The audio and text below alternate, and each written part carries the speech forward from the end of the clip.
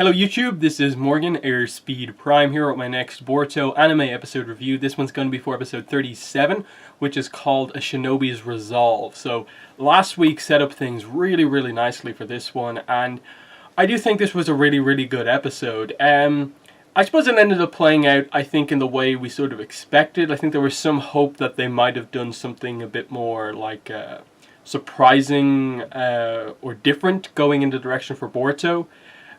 Knowing that you have to get Boruto to a point where he is at the start of the movie, but it almost seems like the anime is going to take that in a, I suppose, more subtle direction than kind of how, in a way, blunt the movie makes it, with kind of how he is going into that. But, you know, they have time to do more development to get to that point, because we're still a little bit off. But, the way they did it ended up being, I suppose, much more reminiscent of original Naruto when they did the original Bell test, in that it all did come back to teamwork again. That said, I did feel that the initial kind of start of the test still involved teamwork, in that, you know, it was most of the team trying to get Boruto to Kakashi, so they were all working together to that aim. But I suppose the Iwabe scene kind of helped to kind of clarify that. You know, I suppose the first plan, the problem was that they were kind of putting Boruto on that pedestal. They were treating him as kind of better than the rest of the class, whereas what they needed to actually do was actually fight Kakashi altogether, and that ended up working out.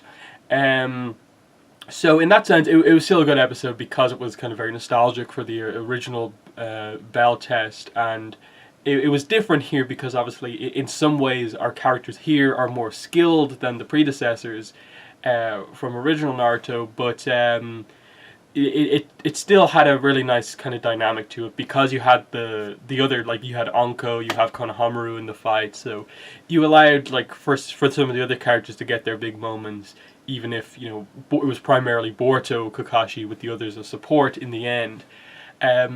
So that fight was cool with Konohamaru because you saw some really awesome teamwork between actually, like, the surprising team of, like, Denki, Sarada, and Boruto, of, like, Boruto transformed into Sarada, Sarada transformed into Boruto, and the way they did it was that he knows he has to be on guard against Sarada's Sharingan, but because he was fighting Boruto, he looked him straight in the eye, but it was actually Sarada, so that's how Konohamaru got under a bit of Genjutsu.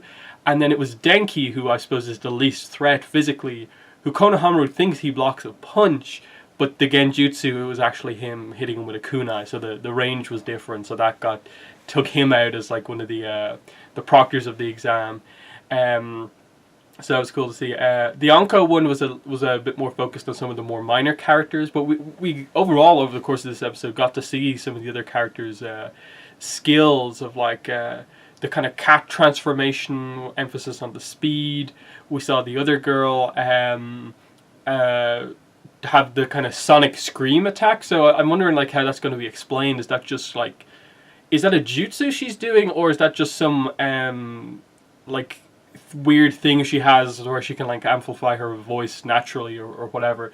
So it was a humorous way to end it, and the idea that kind of Nu was actually kind of putting, I think the implication was that Nu, they sent him in initially to put earplugs in everyone's ears rather than necessarily trying to free up everyone straight away.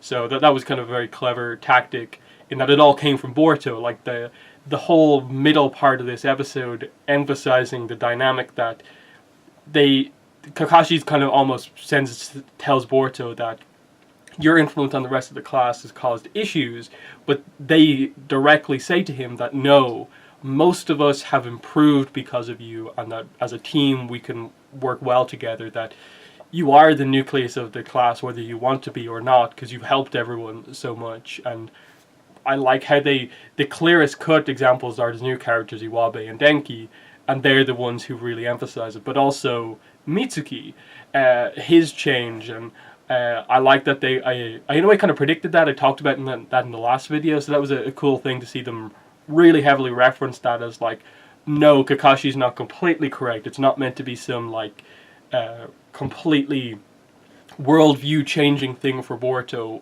here. It's just that, no, as skilled as you are, you still need to approach everyone with the backup of the entire kind of class in this case, that Kakashi's that good. And I really did enjoy come the end of the test that all it took was that they kind of came close to getting the bells, that it was them working together and kind of pushing Kakashi to somewhat of a limit to kind of pass the test.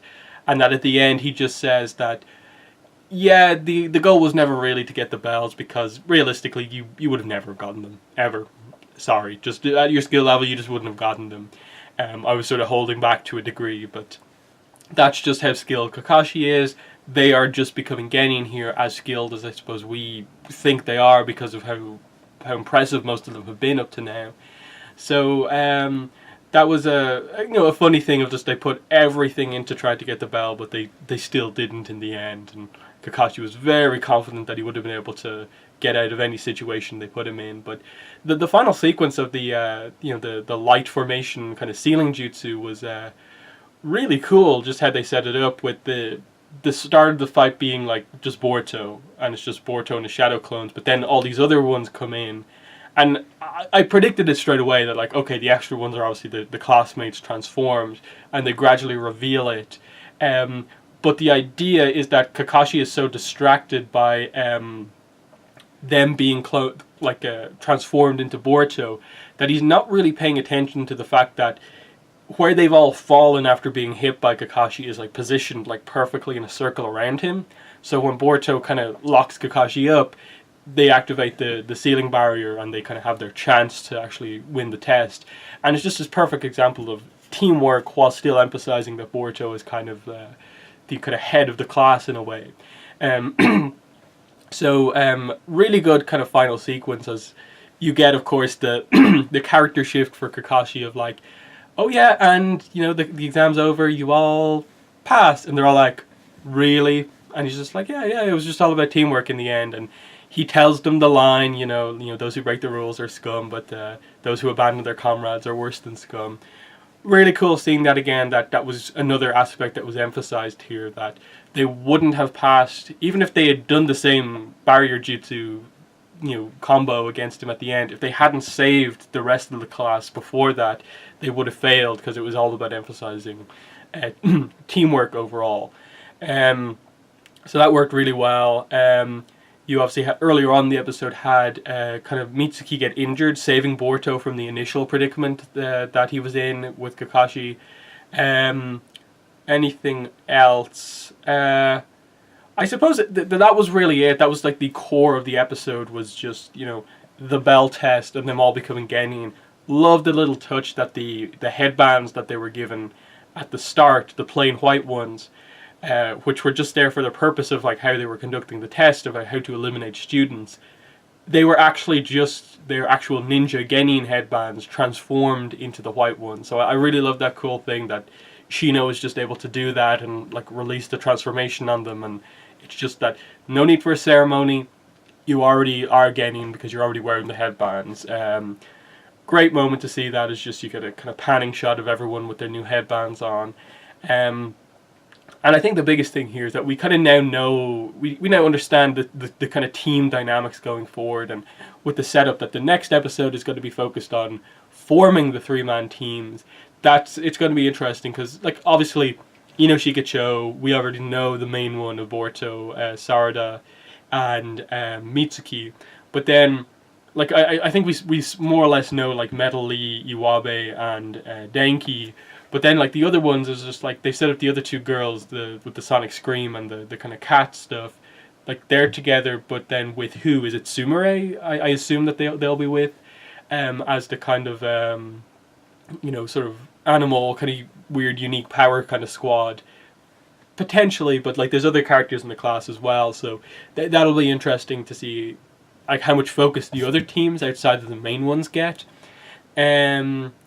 But yeah, and then like the final moment, and like towards the very end of the episode, I liked Iruka kind of coming up to Kakashi and sort of scolding him for almost going too far against the students because they pushed him so far. He kind of had to use like purple lightning to get out of situations that, while Kakashi was really confident, he was kind of pushed, I think, further than he expected to be pushed. But we know he has so many other jutsu that he had it all in hand, basically. So I think that's basically everything I wanted to say here. Next episode, as I said, 3-man teams, and I also seem to be setting up that Mirai is going to be in the next episode. So hopefully she gets a good focus, good development to see more of what she's about. But yeah, very, very, very solid episode overall. And then I suppose the final thing about next week's episode is that I don't think we know for the most part who the other team leaders are, because we know Konohamaru is for Boruto's team, but I don't think we really know about who the other team leaders are. So that's going to be an interesting one. Like, is Mirai going to be one of the team leaders, or what? And that's going to be a very, very interesting one to see. Is it because it should be, I suppose, actually their parents? Like that seems to be like what it should be. So like, is Shikamaru going to be for Inoshika Cho? Are we going to see Sai and Ino do stuff, or what? I suppose from the movie we sort of know that at least some of them aren't, because they're proctors. But we'll see. Hopefully in the next couple of episodes, them clarify all the teams and so on. But yeah, that's been the video. That's been my review for this episode of Boruto. So in the comments, let me know what your thoughts were on the episode, as well as what I had to say about it. But yeah, that's been the video. Thanks for watching, and bye.